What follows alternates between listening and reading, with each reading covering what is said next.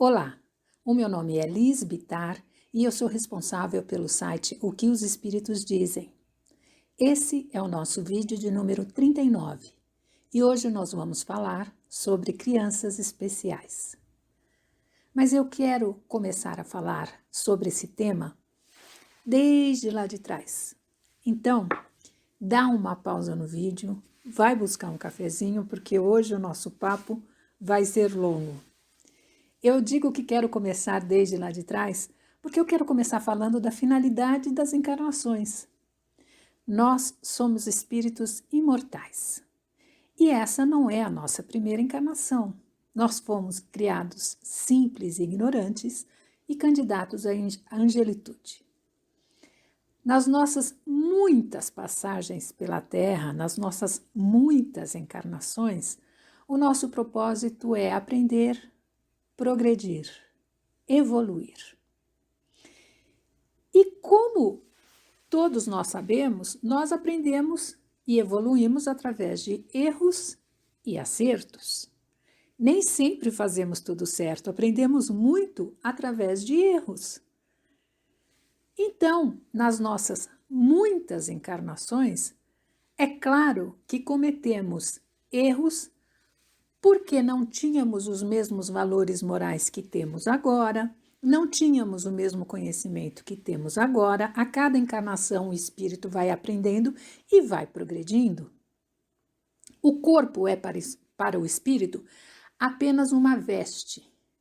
É apenas uma veste que ele se utiliza para o seu estágio na Terra. E o seu estágio na Terra é necessário para a sua evolução, porque nós não aprendemos pela teoria, nós aprendemos na prática.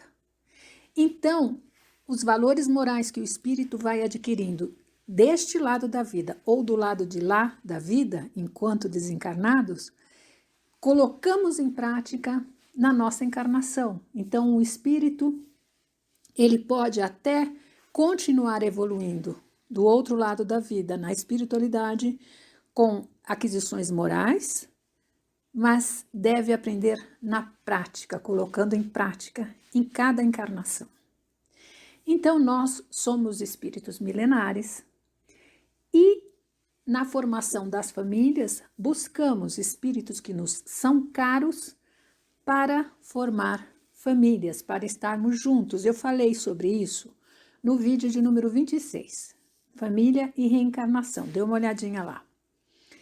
E também quero colocar para vocês as fontes nas quais eu me inspirei para falar sobre esse tema hoje.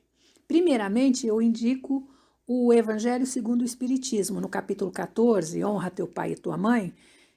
Há várias mensagens lá que dão uma ideia assim, bastante completa do processo reencarnatório e da formação das famílias, capítulo 14 do Evangelho segundo o Espiritismo. Mas no Livro dos Espíritos nós temos muitos itens que podem nos ajudar a elucidar a questão das crianças especiais. São vários itens. Eu vou começar falando do capítulo 4, Pluralidade das Existências. No item 7, o item 7 fala de parentesco e filiação. São as perguntas 203 a 206, 206. E o item 8 fala de semelhanças físicas e morais. São as perguntas 207 a 217. Nós temos também no Livro dos Espíritos o capítulo 7º, Retorno à Vida Corporal. E nesse capítulo, o item 1, fala do prelúdio do retorno, que são as perguntas 334 e 335. Dê uma olhada nessas duas perguntas. No item 4, os espíritos nos falam sobre a influência do organismo. São as perguntas 367 a 370. O item 5 fala de idiotismo e loucura. Perguntas 371 a 378. E também o item 6 fala da infância. Perguntas 379 a 385. Todo o capítulo Pluralidade das Existências é muito elucida muito essas questões, e é claro que a gente recomenda não apenas a leitura desse capítulo, mas a leitura de todo o livro. Nós temos um grupo de estudos virtual que se reúne todos os sábados, 7h30 da noite, para ler e debater o Livro dos Espíritos. Se você tiver interesse, escreva para o que os espíritos dizem, @gmail.com, para participar do nosso grupo. Temos também o nosso Evangelho Virtual, todos os dias, aliás, de segunda a sexta, às 7 da noite. Também, se quiser participar do Evangelho, leitura, explicação e debate e perguntas, escreva também para o que os espíritos dizem, @gmail.com. Mas vamos voltar ao tema crianças especiais. Então, a primeira coisa que a gente tem que lembrar é que a gente não nasceu agora, e essa também não vai ser a nossa última encarnação. O espírito continua, encarna muitas vezes até atingir o nível de espíritos puros, onde a reencarnação não é mais necessária, mas nós estamos bem longe disso, bem longe. E aprendemos por erros e acertos. Portanto, todos nós trazemos uma bagagem de aquisições morais e intelectuais que adquirimos em nossas muitas existências, mas também trazemos a nossa cota de débitos a pagar. Nenhum de nós é espírito perfeito. Na formação das famílias, como eu já disse aqui, nós buscamos espíritos que nos são caros para formarmos famílias, e sempre temos ao nosso lado espíritos que nos ajudam, que contribuem para a nossa evolução. As famílias são formadas na espiritualidade. Vejam o vídeo que eu falo de destino e também esse que eu falo de família e reencarnação, sobre a formação das famílias. Nós temos uma pré-programação. Então, o espírito sabe onde vai reencarnar, em que condições vai reencarnar e em qual núcleo familiar vai reencarnar. Tudo isso é combinado na espiritualidade. E as provas que nós passamos são, na grande maioria das vezes, pedidos do próprio espírito, que avalia toda a sua trajetória e vê onde ainda precisa melhorar, e também que débitos ele se julga capaz de quitar, que ele deve quitar para atingir a paz das mentes que se sentem arrependidas, se sentem culpadas. É claro que querem refazer o erro em acerto, e temos a oportunidade de fazer isso nas encarnações. Então, nós mesmos pedimos as provas às quais teremos que passar. Então, existe uma pré-programação, mas nós temos o livre-arbítrio e, dotados do livre-arbítrio, podemos seguir ou não essa pré-programação. Vê-se o caso dos abortos.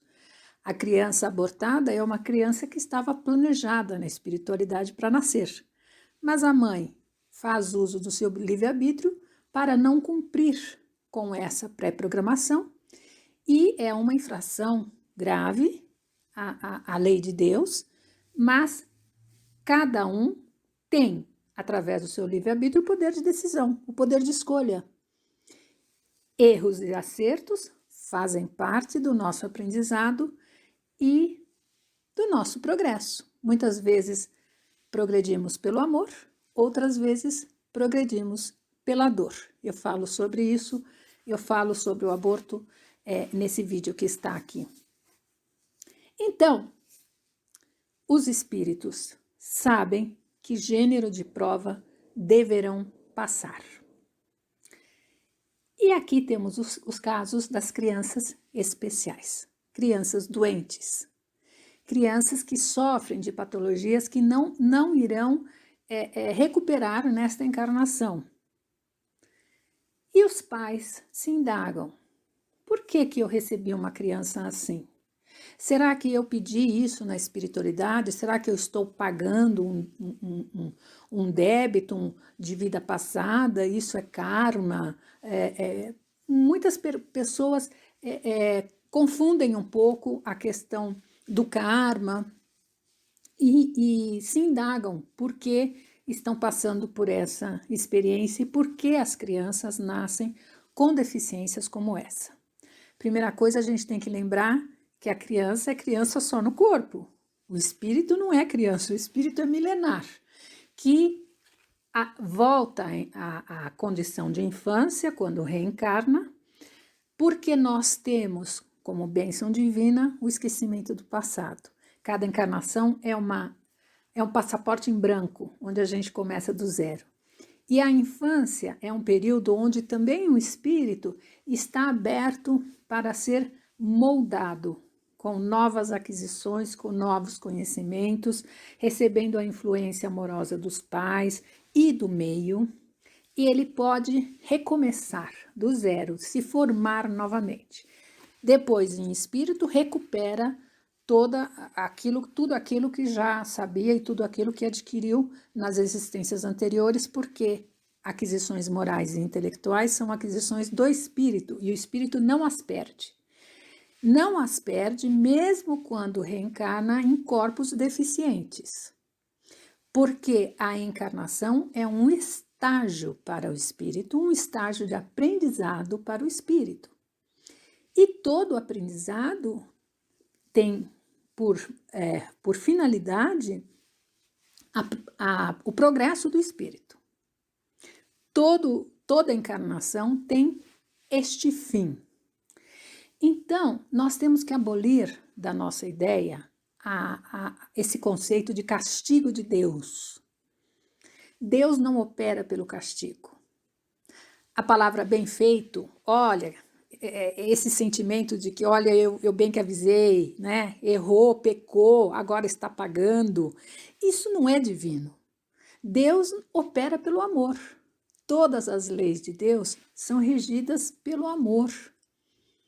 Então, Deus não castiga, não opera pelo castigo. Esse conceito que muitos têm da ação, da ação e reação, às vezes é um pouco limitado, porque Deus não opera pelo castigo, mas nos dá, através das vidas sucessivas, oportunidades de regeneração, de crescimento e de aprendizado. E muitas vezes, na grande maioria das vezes, o próprio espírito pede isso. E o espírito, mesmo que nasça numa condição de deficiente no corpo, não o é em espírito. Em espírito, ele não perde todas as suas aquisições anteriores. Ele está circunstancialmente, momentaneamente, preso a um corpo que às vezes não responde, não exterioriza todo o conhecimento que o espírito tem de vidas pregressas, porque está estagiando com um aprendizado que lhe é útil e que serve ao seu progresso. Então, é uma condição útil ao espírito.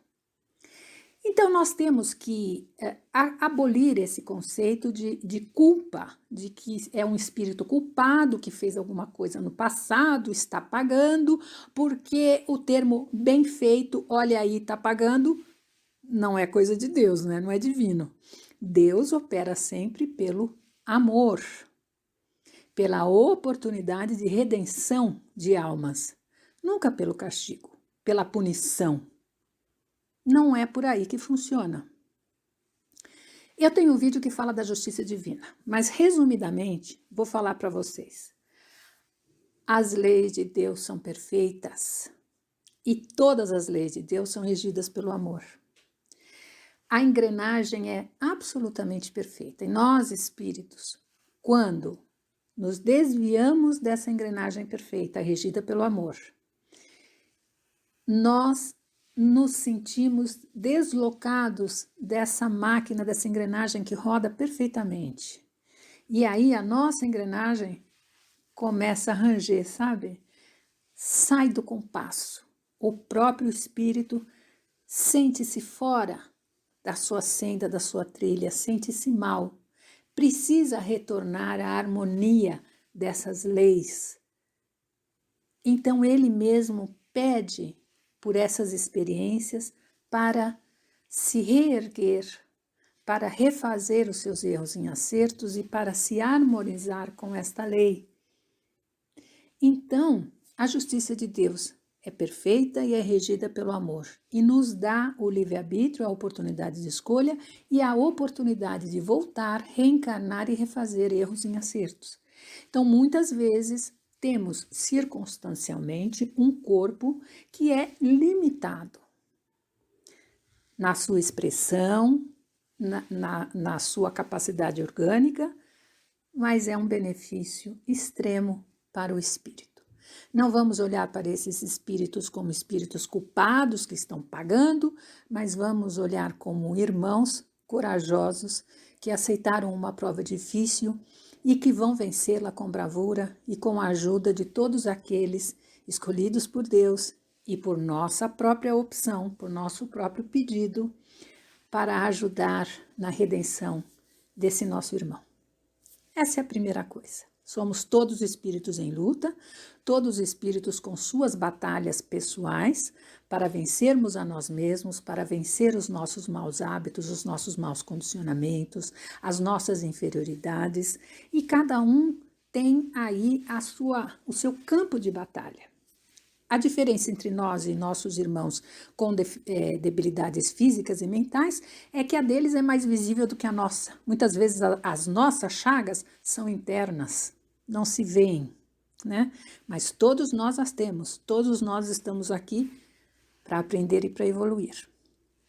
Então, as crianças especiais são espíritos milenares que, através do erro e acerto, vão reencarnando como todos nós e que, nesta encarnação, estão com um corpo debilitado, um corpo que não atende 100% a toda a capacidade intelectual e mental do espírito, mas que lhe serve como valiosíssimo aprendizado. Não é castigo para os pais não devem se sentir nessa posição de castigo, mas temos que entender que somos espíritos irmãos que nos ajudamos. Então, os pais estão nessa posição na vida para orientar e para ajudar a reerguer este espírito que passa por esse aprendizado nessa encarnação. Nós não somos donos dos nossos filhos, os nossos filhos não serão nossos filhos para sempre. A gente encarna e reencarna, ora como pais, ora como filhos, ora como irmãos, ora como amigos, as famílias vão se estendendo até chegarmos à família universal. Então passamos às vezes por várias encarnações no mesmo núcleo familiar, mas sempre com a intenção de nos ajudarmos e crescermos e nos ajudarmos mutuamente. Então aqueles que vêm com essa missão de pais de uma criança deficiente, tem uma linda missão que é de ajudar esse espírito a enfrentar uma encarnação de lutas, como todos nós. Então, não se julguem culpados, não se julguem devedores, porque devedores com a justiça divina todos nós somos, porque aqui não tem ninguém sem pecado, não tem ninguém perfeito. Somos todos espíritos em aprendizado, né?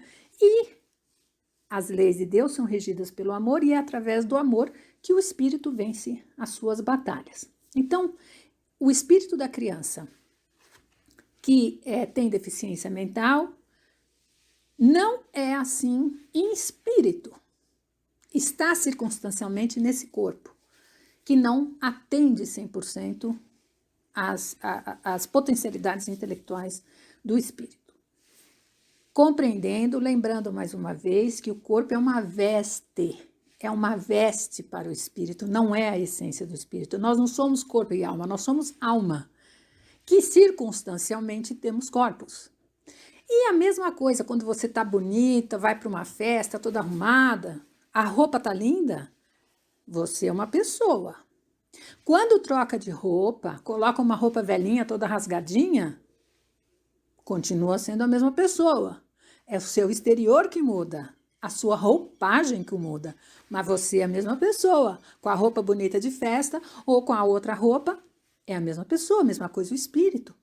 O espírito é único, indivisível, tem uma trajetória que não dá saltos, e ele tem uma roupagem em cada encarnação, e essa roupagem e todas as circunstâncias em que ele foi chamado a viver são colocadas e favorecem o seu propósito de desenvolvimento, de progresso, de aprendizado. Então, às vezes a roupagem é de um jeito, outras vezes é de outro. Como no verão você põe roupa de calor, no inverno você põe roupa de frio. A roupagem do espírito, quando encarnado, é a roupagem ideal para que ele cumpra o seu propósito de aprendizado e de desenvolvimento.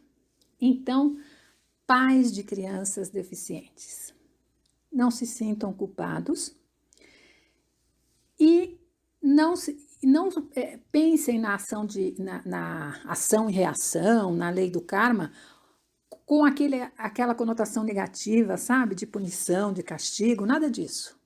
O aprendizado se dá através do amor, das vidas sucessivas que são possibilidades de aprendizado, de regeneração, de corrigir erros em acertos.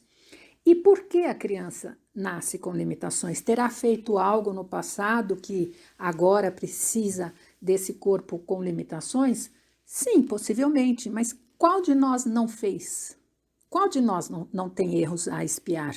Qual de nós não tem débitos? Todos nós temos. A única diferença, como eu disse, é que nesses corpos é mais visível, salta aos olhos. E no nosso caso, as nossas chagas são internas, mas todos nós temos expiações, todos nós temos débitos a quitar, todos nós estamos aqui para aprender, para progredir pela lei do amor e temos que nos dar a mão e nos ajudar mutuamente. Essas crianças são espíritos nossos irmãos, travando suas batalhas para o progresso do espírito, para a redenção da alma, e é nosso dever ajudá-los, orar por eles, estar ao lado, acompanhá-los, mas não há nada de extraordinário nisso. São trajetórias do espírito que está aprendendo, e cada espírito com uma roupagem que lhe serve. É ideal, feita sob medida para o seu propósito de desenvolvimento. Quando retornam à pátria espiritual, retornam à sua condição de espírito milenar com tudo aquilo que aprenderam em termos de desenvolvimento moral e também em termos de desenvolvimento intelectual. É uma questão, é uma condição transitória. Essa limitação do corpo físico é uma condição transitória para o espírito. Então, eu espero ter ajudado um pouquinho a elucidar essa questão das crianças especiais. Se vocês tiverem dúvidas, coloquem nos comentários. Se quiserem participar conosco dos estudos ou do Evangelho, escrevam, como eu disse, o que os espíritos dizem, @gmail.com. E no próximo vídeo nós vamos começar uma série falando sobre o começo do espiritismo. Quem foi Allan Kardec, como tudo começou, as mesas girantes, mesas dançantes, mesas falantes, o início da psicografia, o caso das irmãs Fox. Eu vou fazer uma série de vídeos contando para vocês o comecinho do espiritismo. Então eu espero vocês no próximo vídeo. Até lá!